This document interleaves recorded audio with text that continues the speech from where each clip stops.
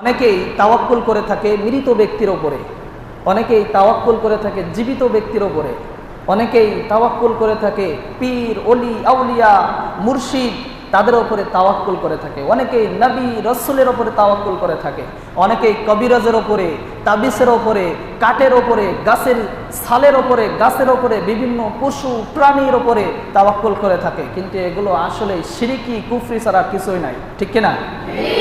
এগুলোর সাথে মুসলমানের কোনো সম্পর্ক থাকতে পারে? মুসলমানের এই সমস্ত কোনো কার্যকলাপের সাথে সম্পর্ক থাকতে পারে? এখানে কয়েকটা পয়েন্ট রয়েছে, তার মধ্যে ফার্স্ট রুলস, সেটা হলো মৃত ব্যক্তির সাথে ভরসা করা, মৃত ব্যক্তির প্রতি আস্থা রাখা। এটা কি আসলে জায়েজ আছে? মৃত ব্যক্তির ওপরে আস্থা করে অনেকে আছে না নাই? পাগলগুলো, যেগুলো পাগল পাগলা, যাদের মাথায় কোনো ব্রেন নাই, সবগুলো কি আছে? গোবর আছে, গোবর। সেই সমস্ত লোকেরা মৃত ব্যক্তির জন্য চেয়ে থাকে। মৃত ব্যক্তি মারা গিয়েছে, কবরে গিয়ে হাত তুলে চায়, আমাকে কিছু দেন। আসলে কি সে কিছু দিতে পারে? সে দিতে পারবে? দিতে পারে না। তার কাছে গিয়ে আমরা চাই, তার কাছে গিয়ে আমরা ক্ষমা চাই যে আমার গুনাহগুলো ক্ষমা করে দেন। সে কি ক্ষমা করতে পারে? তাহলে তার কাছে গিয়ে আমরা চাই, তার কাছে গিয়ে আমরা গরু মানত করে দিয়ে আসি, ছাগল দিয়ে আসি, ইত্যাদি ইত্যাদি কত কিছু দিয়ে আসি। ইভেন আমাদের পকেট থেকে টাকাগুলো বাহির করে সেখানে দিয়ে আসি। এগুলোর সাথে মুসলমানের কোনো সম্পর্ক থাকতে পারে না, ঠিক কিনা? এগুলোর সাথে মুসলমানের কোনো সম্পর্ক আজও নাই, পরবর্তীতেও থাকবে না ইনশাআল্লাহ। আসলে মৃত ব্যক্তির সাথে আমাদের কেন সম্পর্ক থাকবে? কেমন সম্পর্ক থাকবে? মৃত ব্যক্তির সাথে সম্পর্ক থাকবে এমন যে মৃত ব্যক্তি আমাদের কোনো উপকার করতে পারবে, কিন্তু মৃত ব্যক্তিকে আমরাই বরং উপকার করি, ঠিক কিনা? মূলত আমরাই উপকার করি মৃত ব্যক্তিকে। মৃত ব্যক্তি আমাদের কোনো উপকার করতে পারে? কোনো উপকার করতে পারে না। মৃত ব্যক্তি যেই চোখটা বন্ধ করে তখন থেকেই তার আমলের দরজাকে বন্ধ করে দেন কে? আমলের দরজাটা বন্ধ হয়ে যায়, সঙ্গে সঙ্গে আল্লাহ রাব্বুল আলামিন তার আমলের দরজা বন্ধ করে দেন। দুনিয়ার সমস্ত ক্ষমতা, আখলাক সবকিছুকে আল্লাহ রাব্বুল আলামিন বন্ধ করে দেন, ঠিক কিনা? সব কিছু আল্লাহ রাব্বুল আলামিন বন্ধ করে দিচ্ছে, তারপরেও গিয়ে আমরা মাতালের মতন তার কাছে গিয়ে চাচ্ছি। এটা কি আসলে শুভনীয়? তার কাছে গিয়ে আসলে আমাদের চাওয়া ঠিক হবে? মৃত ব্যক্তি শুয়ে আছে কবরে, আমরা তার জন্য দোয়া করতেছি, ঠিক কিনা? তার জন্য দোয়া করে আমরা, মৃত ব্যক্তির জন্য আমরা দোয়া করি, মৃত ব্যক্তির জন্য আমরা আল্লাহর কাছে চাই, আল্লাহ তুমি তার কবরের শাস্তিটাকে মাফ করে দাও, ঠিক কিনা? কবরের শাস্তিটা মাফ করে দেন কে? আমরা দোয়া করি, আল্লাহ কবরের শাস্তি মাফ করে দাও, আল্লাহ কবরের শাস্তিটা কমিয়ে দাও, আল্লাহ তার আযাবটাকে কমিয়ে দাও। মৃত ব্যক্তির জন্য আমরাই বরং দোয়া করি। মৃত ব্যক্তি আমাদের কোনো উপকার করতে পারে? মৃত ব্যক্তি আমাদের উপকার করতে পারে না। অতএব মৃত ব্যক্তির কাছে গিয়ে আমরা কোনো কিছুই চাইতে পারবো? দ্বিতীয় হচ্ছে জীবিত ব্যক্তির উপরে আস্থা করা, বিশ্বাস করা, ভরসা করা। এগুলো করা যাবে? জীবিত ব্যক্তি, ডাক্তার সাহেব, ওই যে বলছিলাম, ডাক্তার সাহেব যখনই রোগীটাকে সুস্থ করলো তখনই বলল, ডাক্তারটা যদি না থাকতো তাহলে হয়তো আমি আর বাঁচতাম না। এমন কথা বলা যাবে? এমন কথা বলা যাবে না। মুসলমান এমন কথা বলতে পারে না। এরপরে বলে অ্যাক্সিডেন্টটা হতো, কিন্তু অ্যাক্সিডেন্টটা হয় নাই। কিসের জন্য? ড্রাইভারটা ভালো ছিল। এরপরে বলে মাঝি ভালো ছিল বলে ডুবে যায় নাই, নাইতে সাগরে ডুবে যেতাম, নদীতে ডুবে যেতাম। এমন কথা বলে কি বলে না? এমন কথার সাথে আমাদের মুসলমানদের কোনো সম্পর্ক থাকতে পারে? আমাদের কোনো সম্পর্ক থাকতে পারে না। কিন্তু এই সমস্ত গাঁজাখর, লম্পট, বদমাইশ, তারা এই সমস্ত কথাগুলো বলে থাকে। হুট করে মুখ দিয়ে একটা কথা বলে ফেলে, হুট করে বলে ফেললাম, যে মুখ দিয়ে কি বললাম সেটাই চিন্তা ভাবনা করে না যে কি বললাম। বলে ফেললাম যে ডাক্তার আমাকে সুস্থ করেছে, সুস্থ করতে পারে। শিফা দেয় কে? আমাদের রোগ থেকে মুক্তি দেয় কে? সব সময় আমাদের রোগ দেন কে? আল্লাহ। আল্লাহ সুবহানাহু ওয়া তাআলা তিনি আমাদের শিফা দেন, তিনি আবার আমাদেরকে রোগ দিয়ে দেন, ঠিক কিনা? তিনি রোগ দেয়, তিনি শিফা দেয়। অতএব আমরা যদি ডাক্তারের পাশে গিয়ে চেয়ে থাকি তাহলে কি হবে?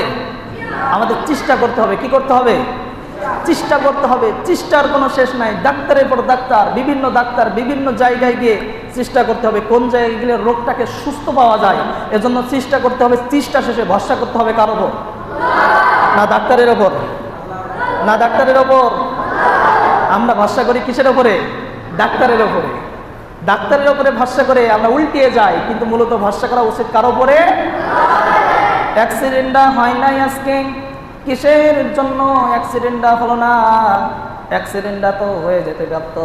আল্লাহ যদি আমাকে রক্ষা না করতো তাহলে অবশ্যই অ্যাক্সিডেন্ট হয়ে যেতে পারতো কিনা? অ্যাক্সিডেন্ট হয়ে যেতে পারতো, কিন্তু অ্যাক্সিডেন্ট হলো না। শুধুমাত্র আল্লাহ আমার দিকে চেয়েছিলেন, আল্লাহ চেয়েছেন যে আল্লাহ সুবহানাহু তাআলা তিনি আমাকে রক্ষা করবেন, এজন্য অ্যাক্সিডেন্টটা হলো না। কিন্তু আমি আল্লাহর উপরে ভরসা না করে আমি ভরসা করলাম হচ্ছে বিয়ার বাড়ির উপরে। ঠিক কিনা? এটা হচ্ছে শিরকি, এর সাথে মুসলমানের কোনো সম্পর্ক থাকতে পারে না, মুসলমানের সম্পর্ক নাই। এরপরে দ্বিতীয় হচ্ছে মাঝি ভালো বলে বেঁচে গিয়েছি। এরে মাঝিটাকে ওসিলা হিসেবে পাঠিয়েছেন কে? মাঝি হচ্ছেন ওসিলা, ডাক্তার হচ্ছে ওসিলা, আবার ডেয়ারবার সাহেব হচ্ছেন ওসিলা। মূলত আমাদেরকে বাঁচান কে? আল্লাহ ছাড়া কেউ আমাদেরকে রক্ষা করতে পারে না। দ্বিতীয়ত পীর ওলি আউলিয়া, পীরের দরবারে গিয়ে অনেকেই আমরা বাচ্চা চাই, পীরের দরবারে গিয়ে হাত পেতে থাকে, ও বাবা খালি হাতে ফিরতে চাই না, হাতটাকে ভরে দাও। আছে না নাই? মূলত পীরের কাছে গিয়ে খালি হাতে ফেরে না, এরকম অনেক পাগল আছে। বলে পীরের দরবারে গেলে নাকি কেউ খালি হাতে ফেরে না, সবাই নাকি ভরা হাতে ফেরে। মিথ্যা কথা। যারাই পীরের দরবারে যায় কারোর না কারোর কোনো কিছু হারিয়ে যায়, কারোর জুতা হারিয়ে যায়, কারোর অনেক সময় দেখা যায় একটা জুতা আছে আর একটা জুতা নাই, খালি পায়ে হাঁটতে হাঁটতে চলে আসে।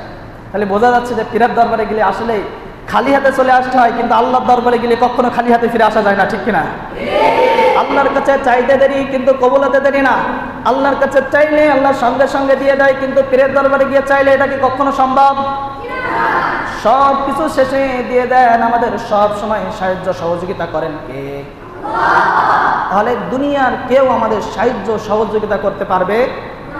পীর করতে পারবে? খাজা বাবা, তালা বাবা, ভণ্ড বাবা, মুর্শি বাবা, ন্যাংটা বাবা পারবে? এই সমস্ত বাবার সাথে আমাদের কোনো সম্পর্ক আছে? এই সমস্ত বাবার সাথে আমাদের কোনো সম্পর্ক নাই।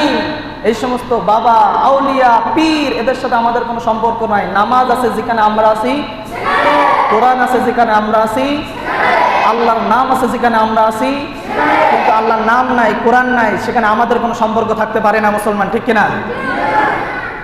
এরপরে আবার অনেকেই আছে কবিরাজের ওপরে ভরসা করে থাকে। কবিরাজের কাছে গিয়েছে, বিশাল এক তাবিজ ঝুলিয়ে দিল, বিশাল বড় এক মাদুলি ঝুলিয়ে দিল, কিন্তু আসলে ওই মাদুলির ওপরে বিশ্বাস করা, ওই যে তাবিজের ওপরে বিশ্বাস করা, যদি তাবিজের ওপরে কোনো ব্যক্তি বিশ্বাস করে, তাবিজের ওপরে কোনো ব্যক্তি যদি মাদুলির ওপরে বিশ্বাস করে, তাহলে আসলে ওই ব্যক্তি শিরক করে ফেললো। কি করে ফেললো? ইন্নাশ-শিরকা লাযুলমুন আযীম। শিরক এমন একটা গুনাহ যে গুনার ক্ষমা আল্লাহ রাব্বুল আলামিন করবে না। ঠিক কি না?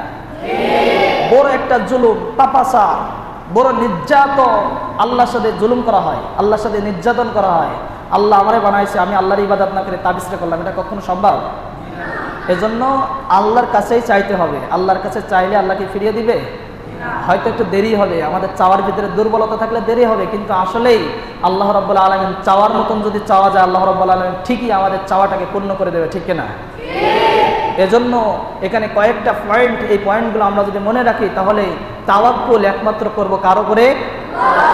এজন্য বিশ্বনবী মুহাম্মদুর রাসূলুল্লাহ সাল্লাল্লাহু আলাইহি ওয়াসাল্লাম তিনি বলতেছেন, শুধুমাত্র আল্লাহর উপরেই ভরসা করবা, তাছাড়া অন্য কারোর উপরে ভরসা করা তোমাদের জন্য উচিত নয়। আমরা ভরসা করব কার উপরে? মুসলিম জাতি জোরে সোরে বলতে হবে, কার উপরে?